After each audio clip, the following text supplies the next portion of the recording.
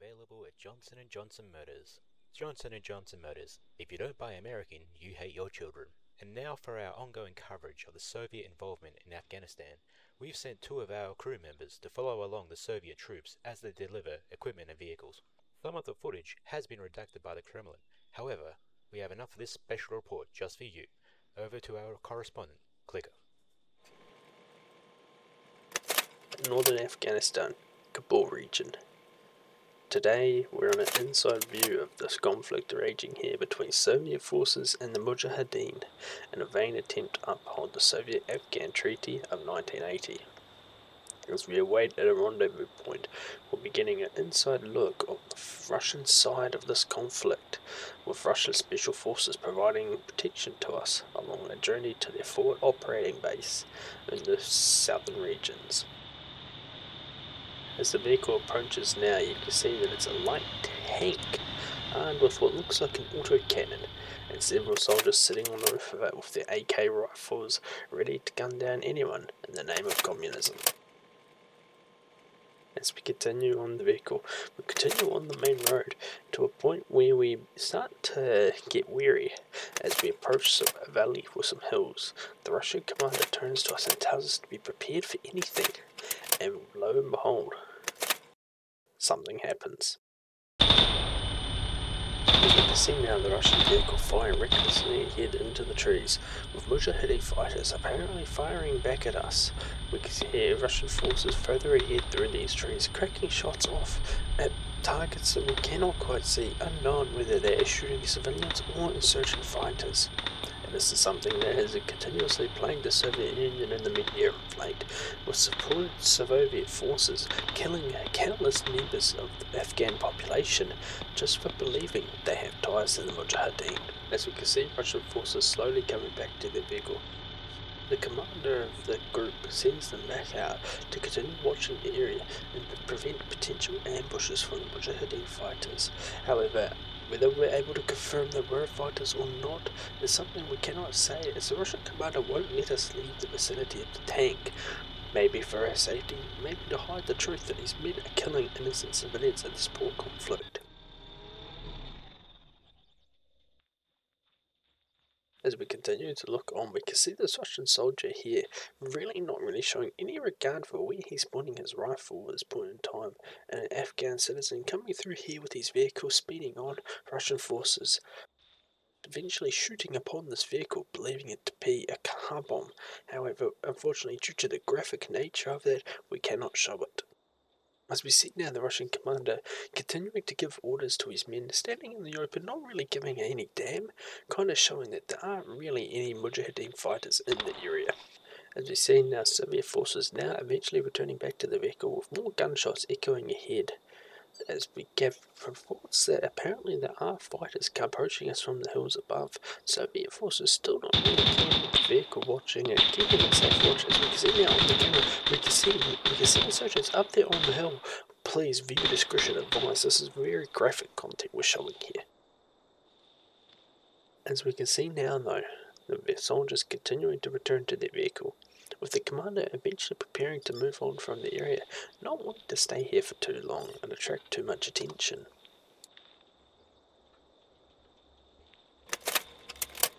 As we continue on with that journey, having mounted back up in the vehicle, we continue to watch the hills in case more Mujahideen fighters show up and attempt to ambush us. As we exit now just south of a small town in the northern regions of Kabul, we can see that there are some fighters on the hills with what seems to be carrying what looks like American anti-air missile launchers. The details of how they gathered that equipment is something we couldn't quite say at this point in time. What we can confirm is they are complete copies of the superior American weapon system deployed with our forces in nearby regions.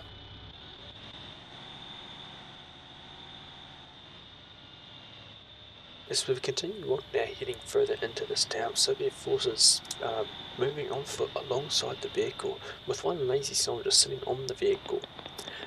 Continuing forward through this town, having to make it to the other side of the town, continuing to watch the hills above, making sure that more Mujahideen fighters don't show up to attack us. As we can see the larger town further down the road, with gunfire echoing out ahead of us, unsure whether these are Russian fighters or Mujahideen fighters, but the gunfire is quite terrifying. As we see now, civilians from the local township ahead of us coming out into defiance into the street to see the Soviet forces standing here.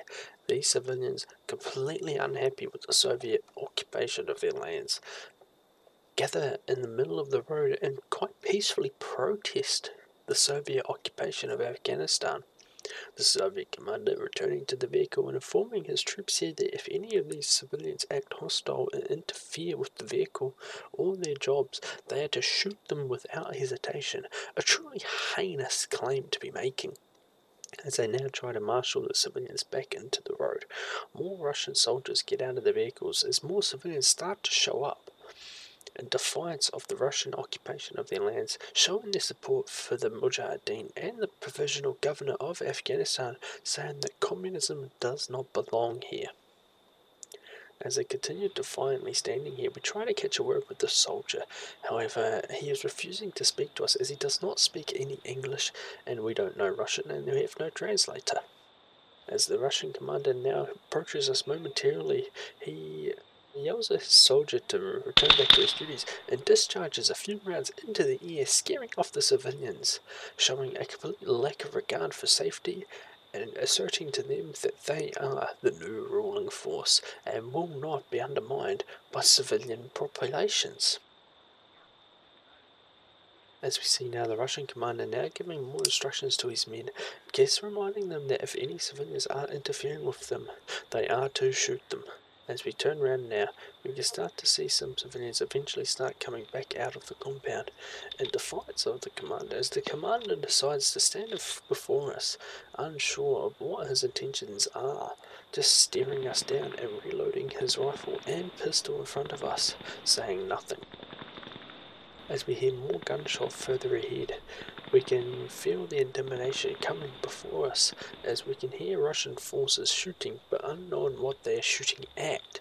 Whether they are killing civilians is something we just cannot say, as members of the town who are previously scared by this commander have shown back up in force to protest to him on his actions, screaming at him to leave their lands without delay. As they are not welcome here, the Russian commander having none of it, as more gunfire echoes from the town further ahead of us.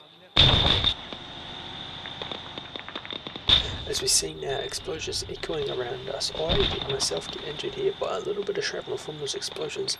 The origin of these explosions unknown, however, as the vehicle moves into the ravine for safety. The civilians, however, staying unswayed, showing that they are really not concerned about the explosions. As we can see, a simple light truck fleeing back into the town, having been fired upon for no real reason by Soviet forces. Scared to lose his whatever cargo he may have on board, flees without delay. As we can see now, Russian forces continue to move ahead as we manage to move up to a hill overlooking the town.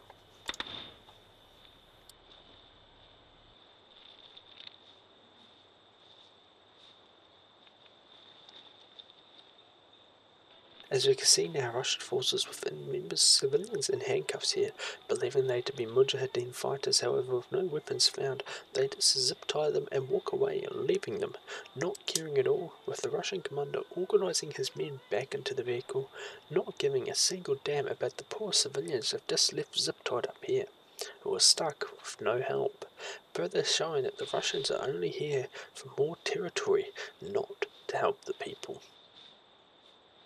As more forces continue to board the vehicle, the commander continues to give instructions to us to board the vehicle in Russian. However, not speaking Russian, and him knowingly speaking English, we're a bit confused, as he now orders his men to disembark the vehicle and move into the town. He continues to fire wildly into the air, showing no regard for the safety of the civilian populace in the area.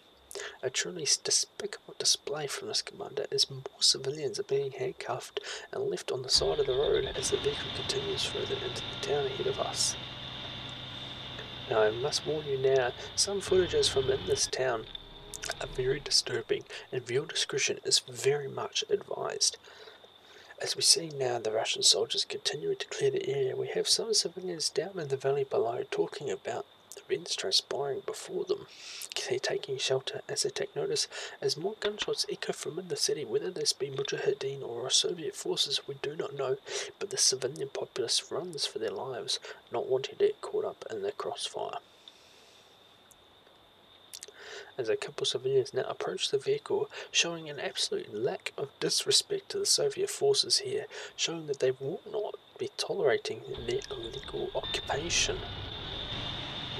As the vehicle now moves on, concerned about potential bombing threats, they move deeper into the town.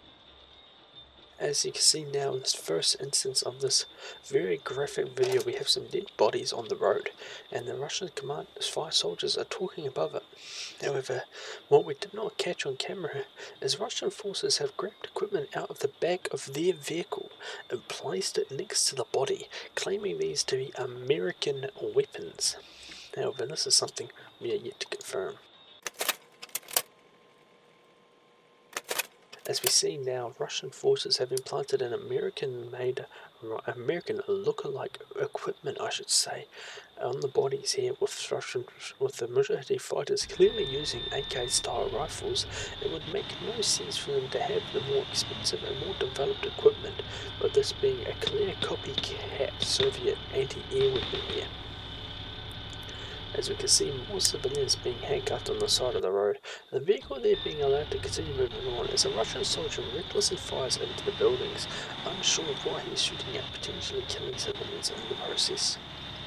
As the vehicle now continues on forward through the town, more civilians begin to move past us, continually showing their defiance to the Russian occupation in their town.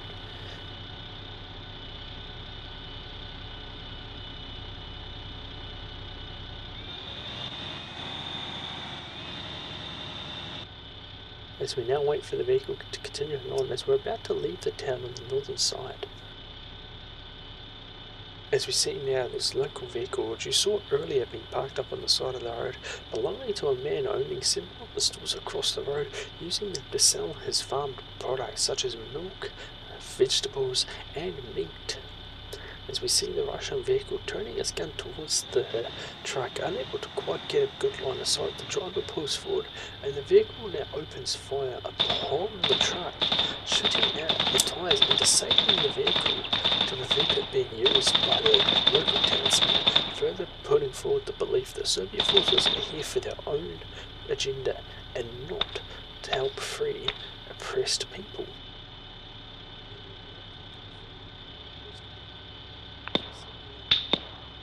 A fighter further up the hill, discharging his fire rifle. As you can see here, he's holding an AK-style rifle, shooting at the Russian vehicle.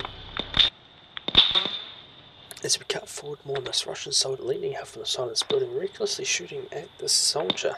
He accidentally clips the side of the building and deflects a bullet into my leg, injuring me. Having quickly have their medic come patching me up. We continue on moving out of the town with more civilians showing defiance to the Russian occupation, and the commander becoming more and more frustrated with the lack of respect being shown by the local populace here.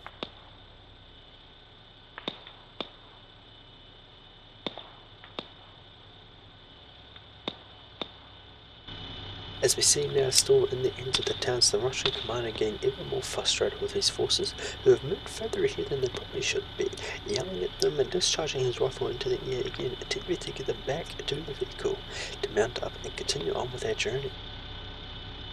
As we still haven't had word from any Russian soldier, refusing to talk to us about what has transpired in this town. The Russian commander congratulating a soldier on killing several people, believing that he has entered a building and shot and killed multiple female Afghani women, in belief that they be harbouring Mujahideen weapons. As we now enter back onto the vehicle, finally moving out of the town, the Russian commander sitting in the back observing us all.